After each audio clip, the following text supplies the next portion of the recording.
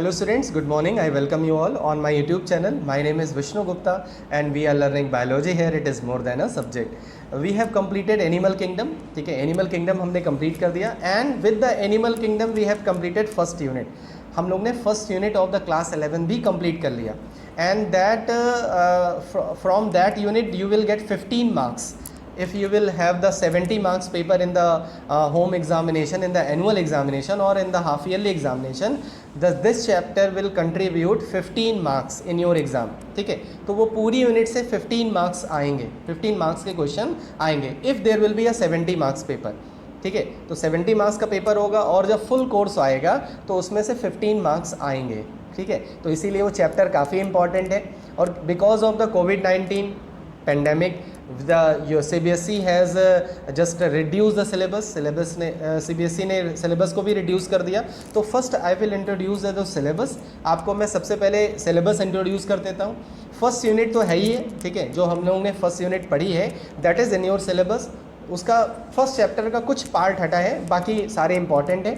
All the chapters are there in your syllabus. Now come to the second unit. जब हम second unit पे आते हैं in your NCERT in the second unit that deals with the morphology, anatomy of the flowering plant, then anatomy और structural organisation in animal. This is the second unit. ये second unit है, ठीक है, जिसमें 3 chapter हैं.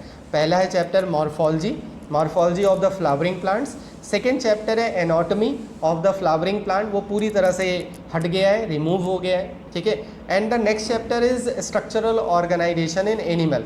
ठीक है, तो in the structural organisation in animal only animal tissue is there. So in this unit, ये यूनिट बहुत छोटी हो गई.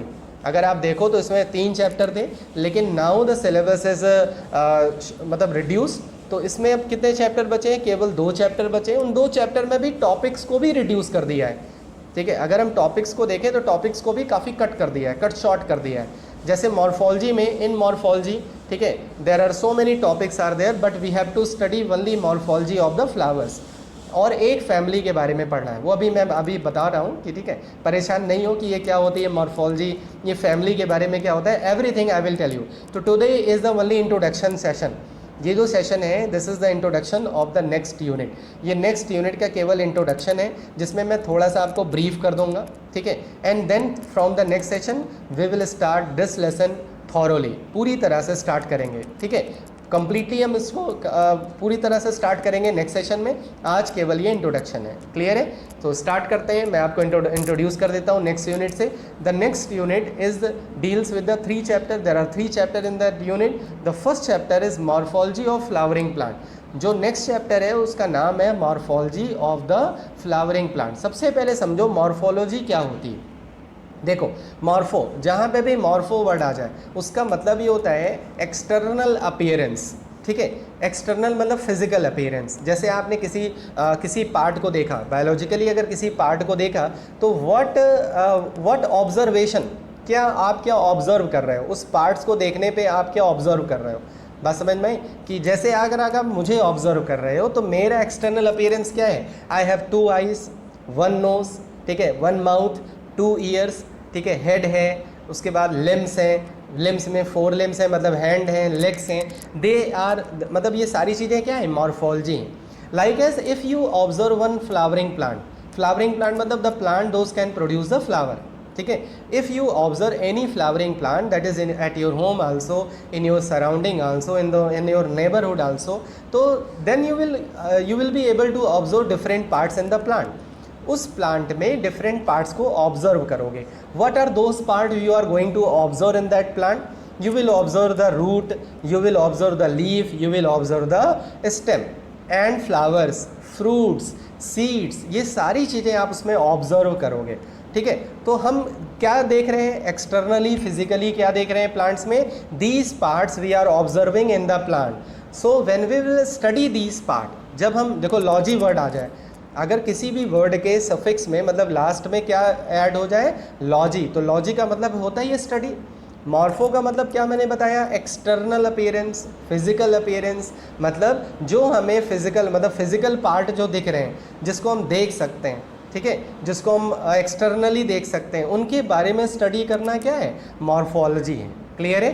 समझ में आ गया? तो मॉर्फोलॉजी का मतलब क्या हो गया, जैसे आपने कोई प्लांट देखा तो प्लांट में रूट है, सबसे पहले रूट के बारे में स्टडी करते हो, ठीक है, कि रूट्स कैसी होती हैं, किस किस टाइप की रूट्स होती हैं, रूट्स का क्या फंक्शन होता है.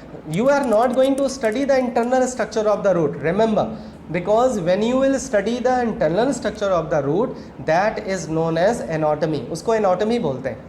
लेकिन when you will study the external parts of the any plant that is known as morphology, वो मॉर्फोलॉजी है. क्लियर है. तो you will come to know about the root and you know that the roots also modify.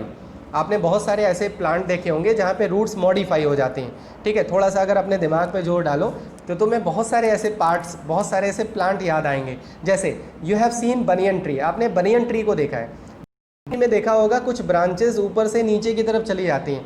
They are the modification of the stem, वो stem का modification है. Everyone has eaten sweet potato, सब ने sweet potato देखा होगा, खाया होगा. Sweet potato is a modification of the root. तो मॉडिफिकेशन का मतलब क्या होता है, जैसे रूट्स का, जैसे रूट्स का नाम आता है तो हमारे दिमाग में आता है कि roots remain under the soil, they absorb the water and minerals, they anchor the plant, वो प्लांट को एंकर करते हैं, मतलब पकड़ के होल्ड करके रखते हैं. These are the function of the root. But some time in some plants the roots modify, roots के अंदर मॉडिफिकेशन भी हो जाता है. And they perform so many different function, वो बहुत सारे डिफरेंट फंक्शन भी परफॉर्म करते हैं. तो these thing we study in under which part, morphology. ठीक है, ये हम किस में पढ़ते हैं, मॉर्फोलॉजी में पढ़ते हैं. क्लियर है. उसके बाद नेक्स्ट पार्ट पे अगर आ जाओ तो रूट के बाद स्टेम है. ठीक है, स्टेम, आपने अगर शुगर केन देखा होगा, सब लोग ने शुगर केन देखा होगा. शुगर केन में देखा होगा कि कहीं कहीं पे कुछ ऐसे रिंग लाइक स्ट्रक्चर होता है, ठीक है, और वहाँ से रूट्स निकल आते हैं. वो पार्ट क्या होता है, नोड पार्ट होता है. ठीक है, और दो there is a gap between the two node that is known as inter node. जो गैप होता है नोड्स के बीच में उसको क्या बुलाते हैं, इंटर नोड बुलाते हैं. क्लियर है. तो whenever you will observe the stem you will be able to observe the node and inter node. आप कंफर्म है उसमें नोड और इंटर नोड जरूर ऑब्जर्व करोगे. जैसे एवरीवन हैज़ ईटन जिंजर, ठीक है, सब लोगों ने जिंजर देखा है, गार्लिक देखा है. ठीक है, जिंजर, गार्लिक, ये सब क्या है, ये सब मॉडिफिकेशन है. ठीक है, अगर आप इसको ध्यान से देखो तो जिंजर क्या है, स्टेम का मॉडिफिकेशन है. जो स्टेम ही तो है, हम जिंजर की क्या खाते हैं, स्टेम खाते हैं. Potato that is the king of the vegetable. ठीक है, तो वो है क्या, वो स्टेम ही तो है. अब तुम कहोगे सर स्टेम तो अंडरग्राउंड होनी चाहिए, ठीक है, और वो क्या करनी चाहिए, वो प्लांट को होल्ड करना चाहिए. ठीक है, लेकिन in some plants we eat stem. कुछ ऐसे प्लांट्स हैं जहाँ पे हम स्टेम को खाते हैं, तो वो क्या हो गई, मॉडिफाई हो गई. क्यों मॉडिफाई हो गई, because to perform different function like as for the food storage, to give the extra, मतलब extra support to the plant. अगर आपको कोई किसी भी चीज़ को एक्स्ट्रा सपोर्ट देना होता है तो क्या करते हो आप, उसमें 2-3 चीज़ें और लगा देते हो. ठीक है, जैसे अगर कोई चीज़ गिरने वाली है, कमज़ोर है, तो आप उसमें पिलर दे देते हो. सेम एज बनियन ट्री में भी तो यही हो रहा है.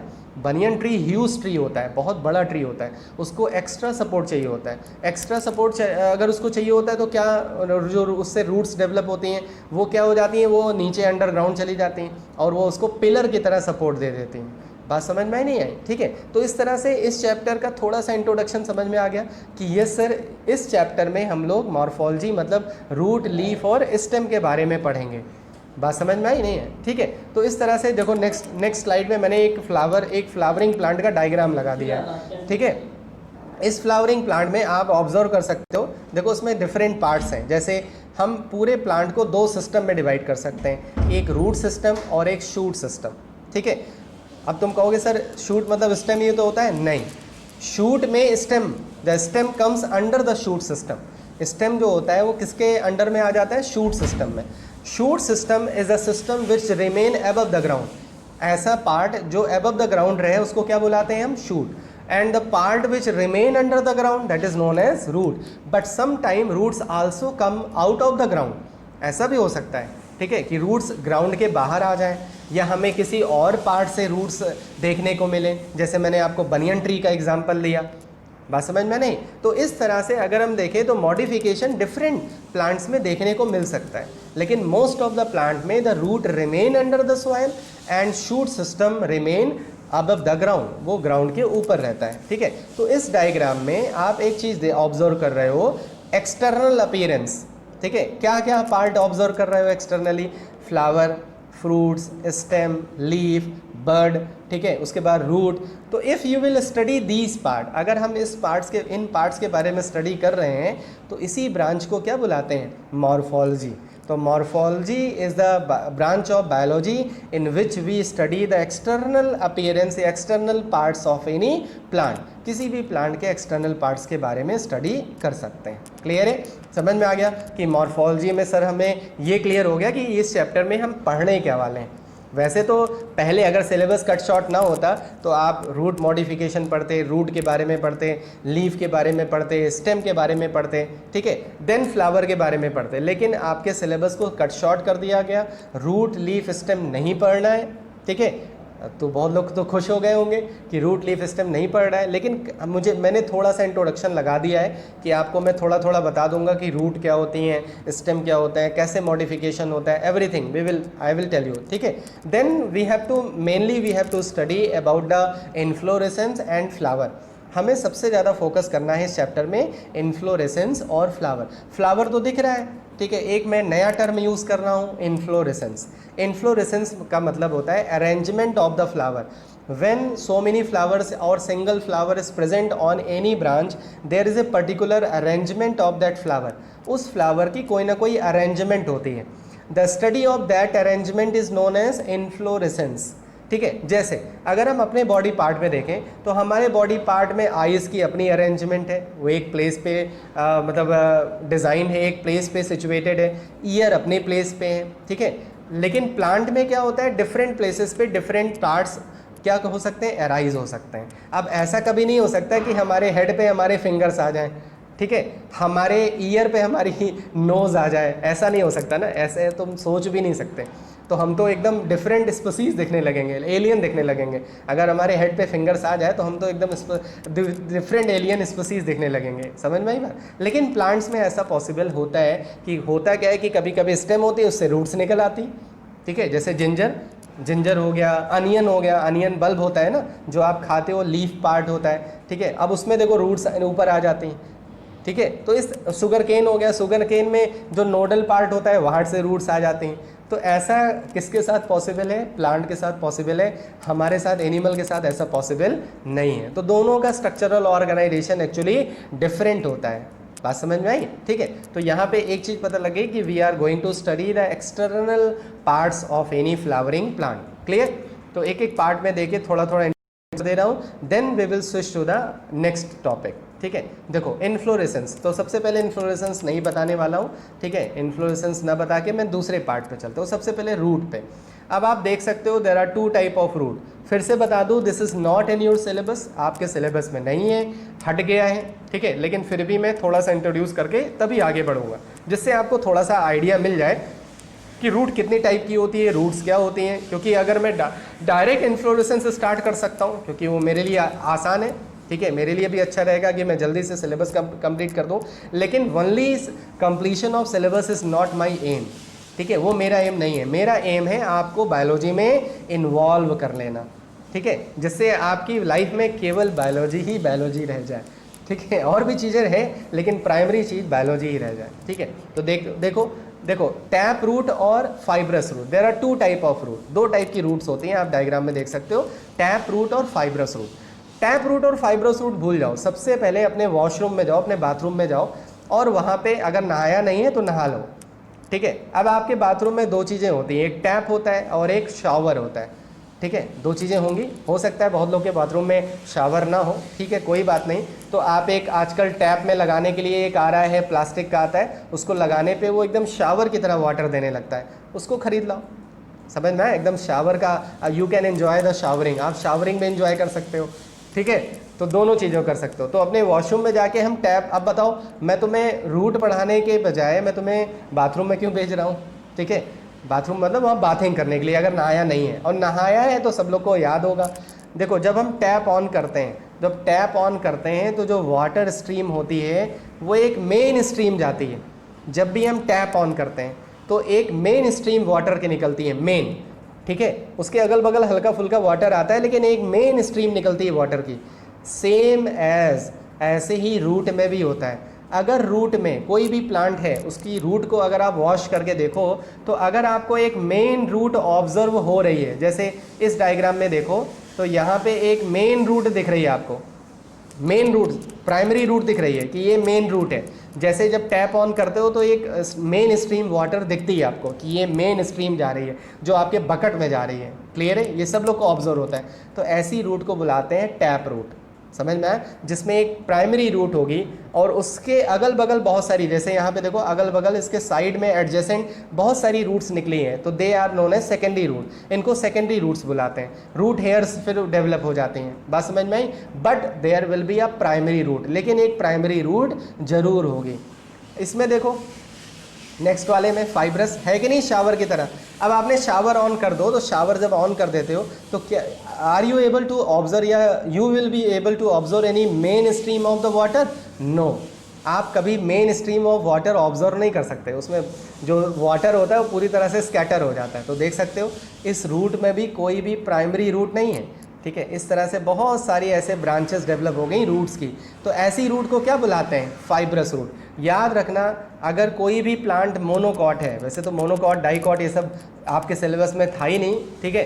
अगर मोनोकॉट और डाइकॉट है तो मोनोकॉट में ऑलवेज यू विल कोई भी ग्रासेस को निकाल के आप हमेशा कौन सी root of fibrous root. And whenever you will observe any dicot plant, कोई डाइकॉट प्लांट ऑब्जर्व करोगे जैसे mango plant, neem plant, any dicot plant, then you will have the tap root. तब आप कौन सी रूट ऑब्जर्व होगी?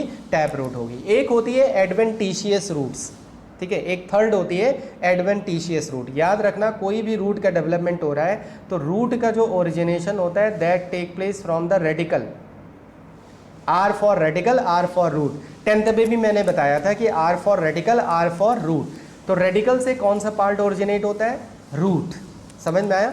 If the root arise from other than the radical, radical के अलावा कहीं और से रूट अराइज हो जाए, जैसे स्टेम से रूट निकल आए, लीव से रूट निकल आए, ठीक है, ऐसा भी पॉसिबल है। जैसे स्टेम से रूट्स आ जाती हैं, जैसे बनियन ट्री में स्टेम से रूट आ जाती हैं, शुगर केन में स्टेम से रूट आ जाती हैं। तो such type of roots are known as adventitious roots. आपके एनसीईआरटी में लिखा होगा, क्योंकि एनसीईआरटी में तो सारे पार्ट्स हैं, उसमें से थोड़ा ना हटा दिया है सीबीएसई ने, ठीक है। नई एनसीईआरटी थोड़ा ना आ गई है, तो पुरानी एनसीईआरटी है, ठीक है। और ये वन टाइम चेंज है, ऐसा नहीं कि हमेशा के लिए चेंज आ गया, ये वन टाइम चेंज है, ठीक है। तो उसमें अगर आप देखोगे तो वहाँ पे you will able to observe the adventitious root. समझ में आ गया? तो टैप रूट क्या होता है, फाइब्रस रूट क्या होती है, और क्या एडवेंटिशियस रूट्स क्या होती है। तो इसको मैं जूम कर दे रहा हूँ क्योंकि दिख कम रहा होगा। तो यहाँ देख सकते हो, a root that develop from any other part other than the radical. अगर रेडिकल के अलावा किसी और पार्ट से डेवलप हो रहा है तो उसको बुलाते हैं एडवेंटिशियस रूट्स। क्लियर है? Such roots may develop from the base of the stem. ये स्टेम से भी निकल सकती हैं, नोड से भी निकल सकती हैं, और लीव से भी रूट्स अराइज हो सकते हैं, ठीक है। मोनोकॉट में the radical is short lived. देख सकते हो ये जो फाइब्रस रूट है इसमें रेडिकल बहुत शॉर्ट लिव्ड होता है और आगे जाके कई सारे फाइन ब्रांचेस में डिवाइड हो जाता है। तो such roots are known as fibrous root. और वहीं पे अगर डाइकॉट में देखें तो डाइकॉट में रेडिकल होता है वो कंटिन्यू रहता है, और कंटिन्यू रह के प्राइमरी रूट बनाता है, उससे भी और सारी रूट्स निकलती हैं। तो such root are known as tap root. ऐसे रूट्स को क्या बुलाते हैं हम? टैप रूट बुलाते हैं। तो क्लियर हो गया होगा कि रूट का क्या होता है। और फिर से बता दूं, ये आपके सिलेबस में अब नहीं है, ठीक है, लेकिन फिर भी मैंने इसको बता दिया जिससे आपको कम से कम एलिमेंट्री नॉलेज मिल जाए रूट के बारे में कि रूट क्या होती है। अब आप लोग नोट्स में या कमेंट बॉक्स में ज़रूर लिखोगे कि कौन कौन सी रूट हैं जिसको हम एडिबल रूट्स होती हैं, जिनको हम खाते हैं, ठीक है, ये ज़रूर लिखना। क्लियर है? चलो, आपके बुक में भी बनाए। और मॉडिफिकेशन ऑफ द रूट, ये आप अपने एनसीईआरटी से वैसे ही पढ़ सकते हो कि रूट कैसे कैसे मॉडिफाई हो जाती हैं। जैसे एक होती है प्रॉप रूट, ठीक है। प्रॉप जो बनियन ट्री है उसको हम प्रॉप रूट बुलाते हैं। प्रॉप मतलब होता है सपोर्ट। जैसे एक डांस फॉर्म होता है जिसको प्रॉप डांस बुलाते हैं। उसमें क्या करते हैं कि डांस करने के लिए कभी कोई स्टिक यूज़ कर लेते हैं, कभी चेयर यूज़ कर लेते हैं, कभी कोई पार्ट यूज़ कर लेते हैं, तो उसको बुलाते हैं प्रॉप डांस। तो प्रॉप डांस में क्या करते हैं? किसी भी चीज़ की सपोर्ट को लेके डांस करते हैं। ऐसे ही अगर प्रॉप रूट्स ऐसी रूट्स हैं जो सपोर्ट कर रही हैं, इस तरह से याद कर सकते हो। तो बायोलॉजी आप बहुत ढंग से, बहुत सारे तरीक़ों से याद कर सकते हो, कभी रटना नहीं। मैं नहीं कहता कि एकदम रटना ही नहीं पड़ेगा, 10 से लेके 20% तो भाई रटना ही पड़ेगा, ठीक है, रूटिंग है, लेकिन 100% नहीं है। जो लोग ये कहते हैं कि बायोलॉजी एक रटने वाला सब्जेक्ट है, उनको मेरा चैनल का बता देना सब्सक्रिप्शन, ठीक है, उनको बता देना कि देखो बायोलॉजी रटने का सब्जेक्ट नहीं है, समझने का भी सब्जेक्ट है, और इंटरेस्ट कैसे क्रिएट कर सकते हैं ये भी हमारे ऊपर डिपेंड करता है, ठीक है। अगर हम उन चीज़ों से बहुत सारी चीज़ें कोरिलेट करने लगते हैं तो कन्फर्म है हमें इंटरेस्ट आने लगता है। क्लियर है, ठीक है। चलो नेक्स्ट टॉपिक स्टार्ट करते हैं। रूट के बाद स्टेम के बारे में आ जाओ। तो अगर आप यहाँ पे ऑब्जर्व करो तो स्टेम जो है देख सकते हो, स्टेम, ठीक है, एक मिनट में इसको थोड़ा सा सेट कर दूँ, हाँ हो गया। देखो स्टेम यहाँ से देखो, जो ब्लू कलर से दिख रहा है ये स्टेम है।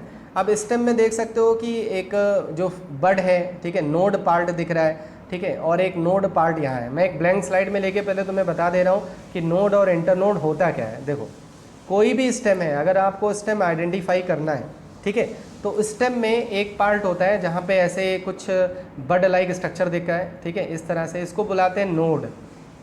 और सबसे बढ़िया, आपने अगर शुगर केन देखा होगा तो शुगर केन में ये पार्ट ऐसे ऑब्जर्व किया होगा, यहाँ से ऐसे रूट्स निकल आती है ना, ठीक है, सबने देखा होगा, खाया नहीं होगा लेकिन देखा जरूर होगा, ठीक है। तो शुगर केन, तो ये पार्ट क्या होता है, नोड होता है। गैप बिटवीन द नोड, जो नोड के बीच में गैप है, इसको क्या बुलाते हैं, inter node. This is the identification of the stem. If any part is given, part is stem, अगर कोई भी पार्ट दिया है और वो स्टेम है तो कंफर्म है that will contain the node and internode, उसमें नोड और इंटरनोड जरूर होगी। क्लियर है, ठीक है। तो आप देखो इस पिक्चर में समझ में आ जाएगा तुम्हें, ठीक है, देख सकते हो यहाँ पे नोड दिख रहा है, ये नोड पार्ट है, ठीक है, ये नोड पार्ट है। और अगर दो नोड के बीच में जो गैप है उसको क्या बुला रहे हैं, इंटरनोडल पार्ट, ठीक है। तो इस तरह से स्टेम में दो चीज़ें होती है, एक नोड होता है और एक क्या होती है, इंटरनोड होता है। अब स्टेम का भी मॉडिफिकेशन होता है, स्टेम आल्सो डू मॉडिफाई, जैसे मैंने पोटैटो के केस में बताया, फूड को स्टोर करने के लिए, some in some plant stem modified for the reproduction, वो रिप्रोडक्शन के लिए मॉडिफाई हो जाती हैं। Like as in the ginger, ginger में क्या होता है, उसमें रूट्स अराइज हो जाती हैं, स्टेम ही डेवलप करता है, राइजोम जिसको बोलते हैं। बनाना का जो प्लांट होता है उसमें राइजोम ही रिप्रोड्यूस करता है, और राइजोम क्या है, एक स्टेम का मॉडिफिकेशन है, स्टेम का ही पार्ट है। क्लियर है। तो इस तरह से देख सकते हो कि डिफरेंट प्लांट में जो स्टेम है वो मॉडिफाई हो जा रही है टू परफॉर्म डिफरेंट फंक्शन। वैसे स्टेम का क्या रोल होता है देख सकते हो, नेक्स्ट स्लाइड में मैंने लगा दिया है कि स्टेम का क्या क्या फंक्शन होता है। देख सकते हो, support leaves to maximize light, leave को सपोर्ट करता है जिससे लाइट सबसे ज़्यादा उस पर पड़ सके एब्जॉर्प्शन के लिए। Part of conduction of water, mineral और वाटर को कंडक्ट करने के लिए सबसे इंपॉर्टेंट रोल किसका है, स्टेम का है। एब्जॉर्ब करने के लिए रूट का है, बट उनको कंडक्ट करने के लिए किसका है, स्टेम का है। समझ में आया। स्टोरेज, आपको जैसे मैंने पोटैटो का एग्जांपल लिया, तो पोटैटो क्या स्टोर करता है, फूड का स्टोरेज ही तो करता है, ठीक है। अब यहाँ पे देख सकते हो कि डिफरेंट पार्ट्स हैं, जैसे बंडल स्कार है, नोड है, इंटर नोड है, तो इस तरह से आप डिफरेंट पार्ट्स स्टेम के देख सकते हो, ठीक है। स्कार मतलब होता है कि वहाँ से कोई पार्ट अटैच होगा, जिससे लीव्स वगैरह निकलती हैं, ब्रांचेस डेवलप होती हैं। तो स्टेम पे बहुत सारे क्या निकले होते हैं, बड्स निकले होते हैं जो ब्रांचेस में डेवलप कर जाते हैं, ठीक है। नेक्स्ट स्लाइड में और अच्छे से समझ में आ जाएगा, ये देखो, ठीक है। अगर एक स्टेम है तो उसमें देख सकते हो एपिकल बड। देखो बायोलॉजी में जहाँ पे भी एपेक्स या एपिकल वर्ड आ जाए उसका मतलब होता है टॉप, टिप पार्ट, ठीक है। तो एपिकल बड समझ में आ गया, ठीक है। सबसे ऊपर जो बड होगा उसको क्या बुलाएंगे, एपिकल बड बुलाएंगे। एक्सिलरी, ठीक है, एक वर्ड देखो दिख रहा है एक्सिलरी, तो जहाँ पे भी एक्सिल वर्ड आ जाए इसका मतलब होता है एंगल, ये पर्टिकुलर एक्सिस से निकल रहा है। देख सकते हो जो एक्सिलरी बड है वो एक पर्टिकुलर एक्सिस से डेवलप हो रहा है, तो इसको बुलाते हैं एक्सिलरी बड, ठीक है। उसके बाद देखो देख सकते हो इंटरनोड क्या होता है, gap between the two node, दो नोड के बीच में क्या होता है, गैप होता है, उसको क्या बुलाते हैं, इंटरनोड बुलाते हैं। एक पार्ट और दिख रहा है तुम्हें, लेंटिसिल। आज ही किसी प्लांट को अच्छे से ऑब्जर्व करना, ठीक है, स्टेम को, यंग स्टेम को ऑब्जर्व करना, ओल्ड ट्री को ऑब्जर्व ना करना। यंग अगर कोई प्लांट होगा आपके घर पे तो उसको अच्छे से ऑब्जर्व करना, you will be able to see small pores या small hair like structure on the stem. आपको स्टेम पे बहुत छोटे छोटे हेयर्स लाइक स्ट्रक्चर दिखेंगे या पोर्स दिखेंगे, they are known as lenticel and they help in the exchange of gases and water. ये वाटर में भी हेल्प करते हैं और एक्सचेंज ऑफ गैसेस में भी हेल्प करते हैं, they are known as lenticel. Clear है। उसके बाद देखो बड स्केल है, कहीं पे बड अराइज हो जाती है, ये बड जो है ये फ्लावर भी बना सकती है, इसी बड से क्या डेवलप हो सकता है, फ्लावर डेवलप हो सकता है। समझ में आ गई बात, ठीक है। तो इस तरह से ये सारे पार्ट्स हो गए, किसके, स्टेम के पार्ट हो गए। स्टेम में एक टिश्यू होता है जिसका नाम है पिथ, यहाँ पे पिक्चर में दिखा है।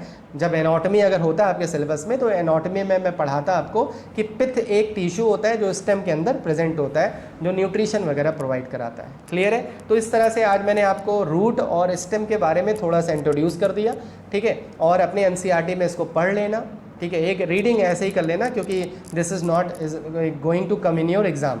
When I will complete the whole syllabus of class 11th, जब मैं पूरा सिलेबस अगर मैंने टाइमली कंप्लीट कर लिया 11th का, then I will provide you the session of those topic those have removed by the CBSE ने जो भी टॉपिक, जो भी सिलेबस आपका रिमूव कर दिया है वो सेशन में आपको दे दूंगा, ठीक है। वो उससे आपका बेनिफिट हो जाएगा क्योंकि नेक्स्ट ईयर जब आप नेक्स्ट ईयर जब आप नीट एग्ज़ाम दोगे तो उसमें वो बेनिफिशियल होगा, जिससे आपको कम से कम बेसिक नॉलेज होगी हर एक चैप्टर के बारे में। क्लियर है।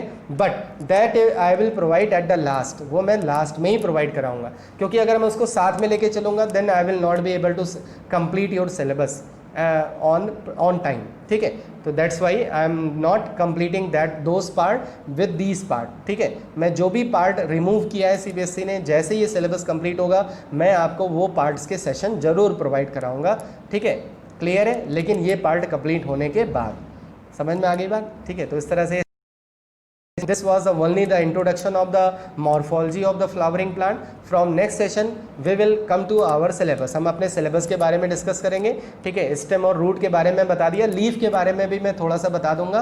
Then I will switch to the your main topic पे मैं स्विच कर जाऊंगा, ठीक है। तो please press the like button. How did you like and in the previous session I just revise the animal kingdom, वो आपको कैसा लगा जरूर बताना है कमेंट बॉक्स में, और लाइक बटन पर जरूर प्रेस करना, ठीक है। दैट एनकरेज मी, वो मुझे इनकरेज करता रहता है कि yes students are able to understand. भाई मुझे कैसे पता लगेगा कि you are able to understand?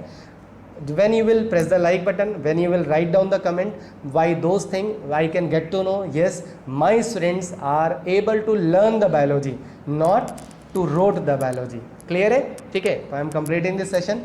Stay at your home, stay fit, stay healthy. जय हिंद, जय भारत, love you, goodbye.